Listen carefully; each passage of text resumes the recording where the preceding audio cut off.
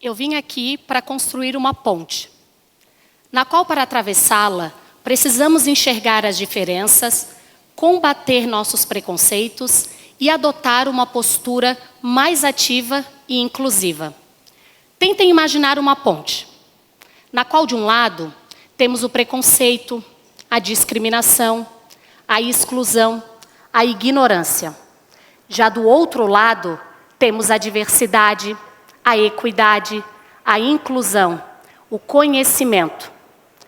Para atravessarmos do lado da ignorância para o lado do conhecimento, parece ser um simples movimento, não é? Basta caminharmos. Ou não. Vejam essas imagens. Essa sou eu. Essa foto foi tirada em fevereiro de 2015, no ano em que fui eleita rainha do Carnaval de Florianópolis. Tinha 21 anos. Nessa época, as pessoas olhavam e viam apenas um corpo, objetificando, sexualizando, um corpo negro que samba. Vejam essa outra imagem. Essa também sou eu. E essa foto também foi tirada em 2015, exatamente um mês após a foto anterior, na minha formatura em administração pública. Aqui, as pessoas olhavam e comentavam: poxa, você estuda? Nem sabia que você fazia faculdade. E por aí vai. Quantas vezes nós julgamos o outro pela aparência? Quantas vezes nós definimos o lugar que o outro deve estar? Quantas vezes nós julgamos o outro com base naquilo que crescemos ouvindo ser o certo, o normal, sem conhecimento algum? Apenas o nosso imaginário verbalizando aquilo que foi construído socialmente. E quando eu falo em imaginário social, eu estou me referindo a esse conjunto de imagens, significados, representações que são construídos socialmente. Esse conjunto molda a nossa visão de mundo. Esse imaginário social é construído com o tempo, desde a infância, desde o momento que nos deparamos com as primeiras palavras, com as primeiras imagens, com os primeiros significados dessas representações. O imaginário social impacta na nossa percepção, na percepção do outro e na percepção de toda uma coletividade. Ou seja, a depender do quão enraizado está esse imaginário social em nossas mentes, é o quão fácil ou desafiadora será essa nossa travessia do lado da ignorância para o lado do conhecimento. Para nos auxiliar, alguns movimentos são necessários. Inicialmente, precisamos definir diversidade, equidade e inclusão. Se olharmos no dicionário Aurélio, diversidade é um termo que significa diferença. No campo social, diversidade é a diferença entre as pessoas, como raça, gênero, classe social, etnia, nacionalidade, deficiência, religião, que são considerados marcadores sociais de diferença. Olhem para quem está ao lado de vocês. Olhem mesmo, podem olhar. Essa pessoa não é igual a você. Talvez a diferença dela não seja visível. Talvez seja. Está tudo bem. Não é errado enxergarmos as diferenças. Errado é fingirmos que somos todos iguais, quando na verdade somos tratados de maneira diferente. Vivemos em uma sociedade desigual. De acordo com o relatório de desenvolvimento humano 2021-2022, publicado pelo Programa das Nações Unidas para o Desenvolvimento, o Brasil ocupa o 14º lugar de país mais desigual do mundo. Reconhecer essa desigualdade é o primeiro passo para buscarmos uma sociedade mais igualitária. E a equidade? Equidade é o acesso igual de oportunidade entre as pessoas a partir de um critério de justiça. A equidade é dar a necessidade que cada um precisa para que todos tenham as mesmas oportunidades. Uma das medidas em prol da equidade são as políticas de ações afirmativas. De acordo com Kabengele Munanga, professor antropólogo brasileiro-congolês, políticas de ações afirmativas são medidas específicas implementadas por organizações públicas ou privadas com o objetivo de promover reparação ou superação das desigualdades enfrentadas por grupos historicamente marginalizados da sociedade. Ao contrário do que muitos pensam, ações afirmativas não são sinônimos de cotas. Cotas raciais para ingresso nas universidades, ingresso no serviço público, são uma das medidas dessas políticas. Mas pode ser também reserva mínima de candidatura feminina em partidos políticos ou coligações partidárias, conforme previsto em lei. Ou até mesmo a reserva de vagas para pessoas com deficiência, conforme previsto na Constituição Federal de 1988. E a inclusão? A inclusão é o sentimento de pertencimento, é o direito a participar.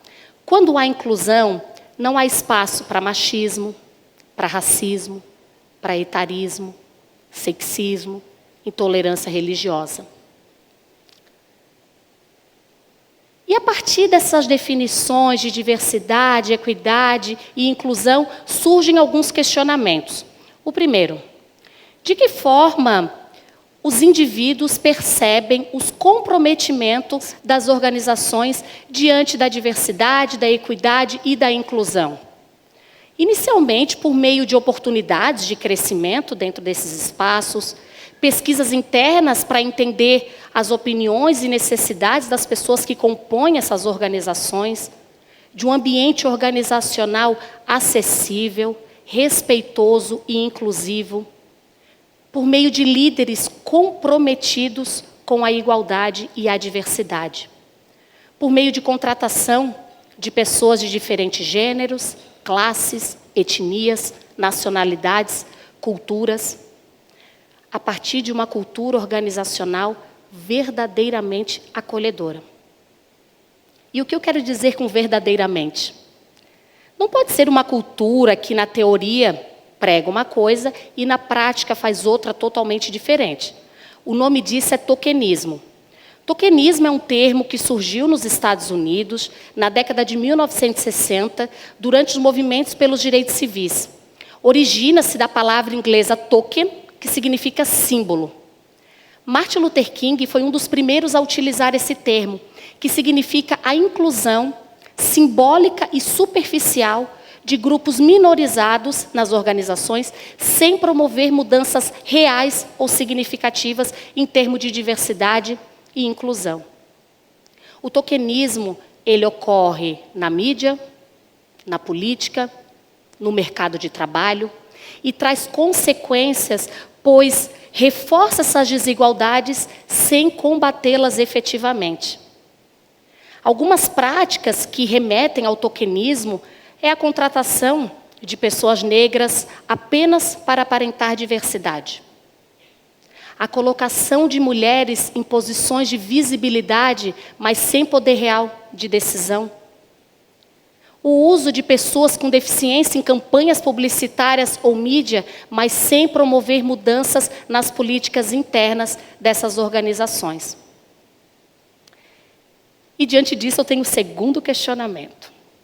Como as organizações podem aumentar essa sensação de pertencimento dos indivíduos?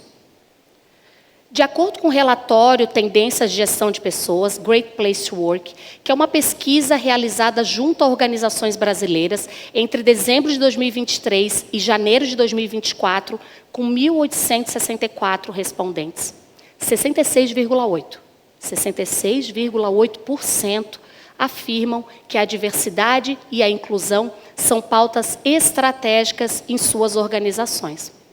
Então, um comprometimento institucional. Vejam essas imagens. A imagem de cima é da Universidade Federal de Santa Catarina.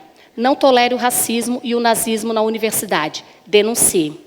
A imagem de baixo é da University of Technology de Sydney, Universidade Federal de Sydney, na Austrália, que diz Racism not welcome. Racismo não é bem-vindo. Essas sinalizações estão espalhadas por todos os lugares dessas universidades. Esse comprometimento precisa estar explícito. Quem quer que entre nesses espaços precisa saber o que é aceito e o que não é aceito. Além disso, precisa ter um apoio por meio de políticas, programas e iniciativas que abordem essas temáticas. Uma política de combate ao racismo, uma política de combate ao assédio moral e sexual, são alguns desses exemplos dessas políticas que as organizações podem implementar. Por meio de treinamentos, cursos, capacitações. E não pode acontecer apenas na Semana da Consciência Negra em novembro, tá? Tem que acontecer durante todo o ano. Capacitar sobre diversidade, equidade e inclusão é tão importante quanto capacitar sobre sistemas computacionais.